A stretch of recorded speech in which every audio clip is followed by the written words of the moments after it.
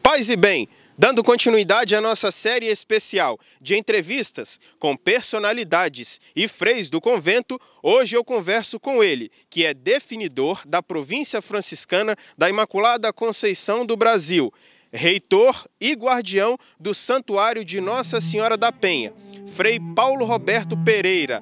Ele é mineiro, natural de Juiz de Fora, Minas Gerais, e tem 52 anos. Frei Paulo, paz e bem. Paz e bem. É uma satisfação conversar com o senhor. Não, pela apresentação aí, pelas personalidades, eu comecei, já vai começar. Personalidades e frades do convento. Aí nesse grupo eu me encontro, porque personalidade é um exagero da sua parte, né? Essa humildade franciscana que o senhor já carrega propriamente na vida inteira, né? Não sei se trata assim de uma virtude tão exaltada como a humildade, mas eu acredito que tem que desvencilhar algumas coisas, né? O meu serviço como guardião, o meu serviço como reitor do convento, o convento sim é importante, né? E antes de mim outros tantos foram guardiães e depois de mim outros tantos serão. Então fazer bem, empenhadamente todas as coisas, mas sem esse personalismo. Acredito que essa deveria ser uma plataforma que acompanha todos aqueles que se dedicam à vida franciscana, se dedicam ao Evangelho. Eu costumo brincar com o senhor que o senhor tem a figura emblemática do Convento da Penha, né? Essa figura icônica. Como que o senhor avalia isso, que as pessoas também percebem isso? Não, é importante o convento é importante na vida do povo capixaba, na vida da Igreja do Espírito Santo. O convento é importante na vida dos freis franciscanos e o destaque que ele merece é assim, exaltado. E aí quem responde pelo convento, eu costumo até brincar que se acontecer alguma coisa, quem vai preso sou eu. Então, o guardião é aquele que representa, né, nas diversas instâncias, representa o convento. Mas é uma responsabilidade grande mesmo. E os frades que desempenham essa função têm que descolar, não tem que desvencilhar. Não podem assumir isso como uma tarefa sua, unicamente sua, exclusivamente sua e com toda a forma de personalismo, ela dificulta o anúncio do Evangelho. Até porque o senhor não vive uma figura sozinha, uma personalidade sozinha, mas existe a fraternidade e o senhor divide também essa tarefa de cuidar do convento, de cuidar do povo com os outros freis, né? A fraternidade é a ferramenta ou a motivação principal da evangelização no matiz franciscano. Sendo franciscano, o Evangelho é anunciado pela forma de vida fraterna. O nosso melhor anúncio do Evangelho não são as belas palavras, não são os belos escritos, mas a nossa forma de vida fraternal. Internamente e estendendo a fraternidade para aquelas pessoas que conosco convivem. O irmão é dom, é presente, a irmã é dom, é presente. E isso é a nossa marca e a partir dessa plataforma se constrói a evangelização no matiz franciscano. Vamos falar sobre a vida do senhor. Como o senhor iniciou, a partir de que momento que o senhor sentiu o chamado à vida franciscana? Eu descobri São Francisco mais tarde. Eu tinha o desejo desde menino de ser padre. Na minha infância tinha os padres Crúzios, padres da Ordem de Santa Cruz, em Juiz de Fora, na nossa paróquia. E me lembro ainda, assim, com muita vivacidade do padre Martinho. Ele, inclusive, eu chamava de padre vascaíno, porque o hábito que eles carregavam, que eles carregam, tem a cruz de Malta no peito. Sim. Então é preto e branco com uma cruz de Malta no peito. E ele passava pela rua onde eu morava e diversas vezes nós o víamos, eu podia vê-lo nas ruas, certamente visitando doentes, assim depois eu entendi. Então ele passava por lá. Holandês, estrangeiro, portanto, falava com sotaque, idoso, porém muito afável. E eu me encantava com aquela figura, né? Então eu queria ser como ele, inicialmente. Então o meu desejo de ser padre, de ir para o seminário. Inclusive fiz clube vocacional, assim chamado, né? Com um seminarista da Arquidiocese de Juiz de Fora, do Seminário Santo Antônio. Então, na comunidade de Nossa Senhora Aparecida, perto da residência dos meus pais, nós tínhamos o clube vocacional. Meu grande desejo era poder um dia entrar na piscina do seminário lá de Juiz de Fora. Moleque.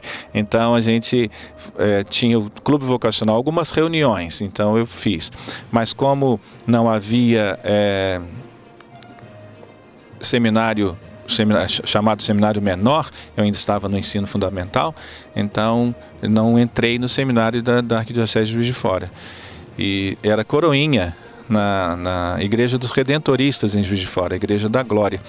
Depois, mais tarde, até eu vim a saber. Essa que ficou famosa com a reportagem da cerveja, né? Teve uma reportagem na televisão, num dos grandes canais do Brasil, que mostrou a igreja, o convento dos Redentoristas em Juiz de Fora como fabricação de cerveja. As pessoas têm sede dessas coisas esdrúxulas, né?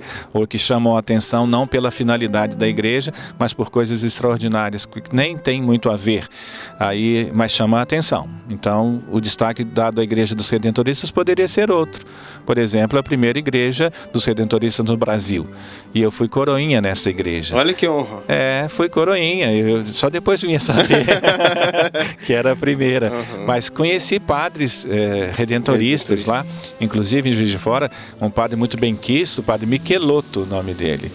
Já idoso, eu conheci, servi na igreja com ele. Era estrangeiro também? Não tive muita intimidade, mas certamente tinha alguma coisa de estrangeiros lá naqueles padres também. Sim. Mas alguns padres brasileiros, redentoristas, que eu os conheci também. Teólogos, moralistas. Eu convivi naquelas missas das 7 horas da manhã com os padres redentoristas em Juiz de Fora. Mas nunca fui convidado para ser redentorista, não. Não. Mas era coroinha e gostava da lida da igreja. Tinha afinidade com as coisas da igreja. Então, quando que foi o contato com os franciscanos? Já que o senhor tinha inicialmente o contato com os redentoristas, a vida franciscana, o senhor teve o primeiro contato lá também? Minha paróquia, coordenada pelos padres Crúzios, Ordem de Santa Cruz, eu servia como coroinha na Igreja dos Redentoristas, participei de algumas reuniões do Clube Vocacional da Arquidiocese. Nossa, que confusão, né? Então, esse meu interesse chamou a atenção de um senhor que era ministro na igreja. Ele, inclusive, numa Brasília amarela, todos os domingos nos levavam, éramos 3 adolescentes, inclusive minha irmã, uma época participou. Naquela época não se questionava se menina podia subir no altar. Hoje que se questiona até isso, né? Infelizmente tem um retrocesso aí. Mas nós participávamos, íamos de coroinha lá. E eu permaneci, eu perseverei. Os outros foram saindo ao longo do tempo, eu permaneci. E esse senhor, então, seu Geraldo, que era ministro lá na igreja, tinha parentes em Petrópolis. Ele disse assim: você não quer conhecer os franciscanos em Petrópolis? Foi então que pela primeira vez eu fui. E fui ao convento do Sagrado em Petrópolis, onde nós temos até hoje, na cidade de Petrópolis, a nossa formação teológica. Por que o senhor escolheu, ou por que foi escolhida a data justamente de São José, dia 19 de março, para a sua ordenação sacerdotal? Nós tínhamos um grupo de 5 a serem ordenados, né? E tinha que distribuir essas datas e ordenar-se na quaresma Minha ordenação seria, como de fato foi, na quaresma. Aí, como vamos celebrar o mistério de Jesus Cristo, na Eucaristia festiva na quaresma, então a data de São José sobrou para a quaresma. E junto a essas possibilidades, não? Então, São José podia até cantar o Glória. A igreja vestir-se de festa para celebrar São José, padroeiro da Igreja Universal, padroeiro da igreja do mundo inteiro. Não tem uma devoção específica a São José, mas eu destaco a figura de José na economia da salvação, assim chamado em termos teológicos, né? São José aparece pouco na Sagrada Escritura, mas não precisa aparecer mais, basta o nome que lhe é dado, José Fiel. José é fiel. Pronto, isso basta. É a característica fundamental para ele vir a ser o padroeiro da Igreja Universal. Vamos falar agora sobre o tema da sua ordenação. Ide por todo o mundo, pregai o Evangelho a toda criatura. Por que o senhor escolheu esse tema? Inclusive morava comigo um frei. Nessa ocasião, ele tem hoje é bispo em Marajó, o Frei Evaristo. E ele então tem formação teológica em Sagrada Escritura e cursos populares de Bíblia. Ele se esmerou muito em educação popular na Bíblia. Aí ele falou assim: poxa vida, Paulo, você escolheu para sua ordenação um lema de um escrito posterior, isso é pós-pascal, é do capítulo 16 de São Marcos. Então, São Marcos, e aí depois enfatizo sempre isso, São Marcos tem 15 capítulos mais um, é um acréscimo pós-pascal. Aí ele falou: poxa vida, você fez tantas palavras bonitas para escolher, mas é o ímpeto evangelizador. Você imagina então, eu terminando a teologia, um desejo grande, já atuava na evangelização, evidentemente, no tempo da teologia, da pastoral na filosofia, foi uma conquista nossa. Então tinha um ímpeto do anúncio do Evangelho, né? E por isso então essa frase do Evangelho de São Marcos me chamava muito a atenção. Vão pelo mundo inteiro, sem temor, vão pelo mundo inteiro, não precisa nem de ter muito recurso, basta a boa vontade e anunciar o Evangelho. E aqui então, com o passar do tempo, o lema da ordenação a gente não escolhe uma vez e só, né? Assim como os sims dados no dia do casamento. Sim. Tem que ser renovado todo dia, né? O sim dado à ordenação e o lema da ordenação deve também nos instruir, nos estimular. E esses tempos ainda pensando sobre isso. Anunciar o Evangelho não se trata apenas de anunciar conceitos de fé, conceitos de religião. Anunciar o Evangelho não é ensinar Bíblia. O anúncio é a boa nova de Jesus Cristo. Para quem está encarcerado é liberdade, para quem está com fome a boa nova é saciedade. Para quem está triste a boa nova é recuperar a alegria. Então esse é o anúncio da boa notícia de Jesus Cristo, que deverá estimular a todos nós. Então não só ser um catequista, mas deverá ser um bom catequista. Claro, o evangelizador deverá ser um bom catequista, deverá conhecer as regras litúrgicas, tem que conhecer, até as regras canônicas. Mas anunciar a boa nova é mais do que anunciar conceitos. É mais do que instruir na religião. Anunciar a boa nova é ser presença da novidade da vida plena para todo mundo. E levar todos indistintamente. Indistintamente. Porque, infelizmente, a gente vive numa sociedade que faz uma acepção de pessoas, determina determinados grupos chamados de gente de bem, e os demais que não professam a mesma fé, não têm mais esse mesmo caráter que nós temos. Como que o senhor avalia essa visão do Evangelho a todos, indistintamente? Infelizmente nós vivemos um tempo assim, da privatização da religião. Diversos movimentos religiosos, católicos, inclusive católicos, negando a essência da palavra. Catolicidade, ela supõe esse caráter universal. Indistinto, né? E nos diz o profeta, Deus faz chover sobre justos e injustos, o sol nasce sobre bons e maus. Deus abomina o pecado, Deus ama o pecador. Então essa me parece ser uma plataforma mais criativa e mais fiel àquilo que Jesus diz. Temo muito isso.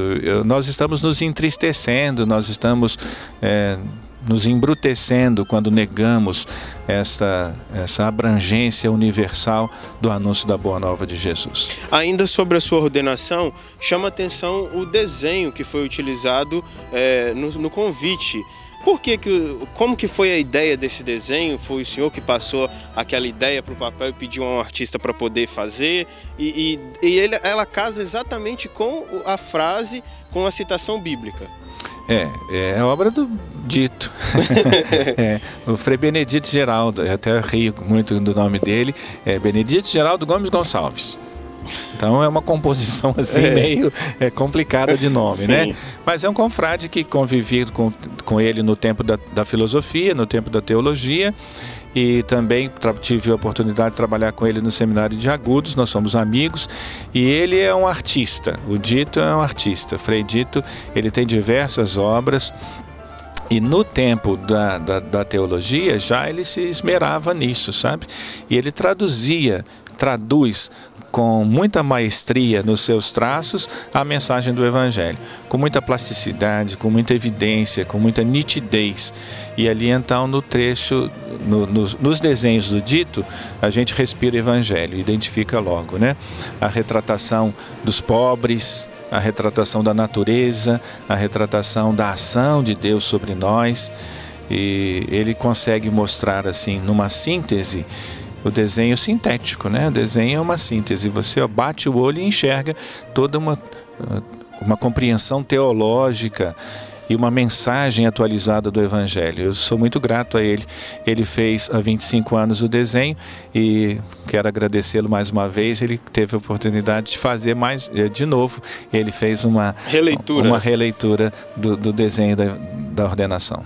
Frei, quem acompanha o senhor nas redes sociais, ou inclusive quem vem às missas aqui no convento, percebe que o senhor sempre traz elementos engraçados ou de caráter de humor para poder ensinar o Evangelho, fazer a pregação. Por que o senhor utiliza essas coisas engraçadas? Vamos fazer uma correção aí nas redes sociais, até parece que eu tenho assim, como chama isso agora? Seguidores, né?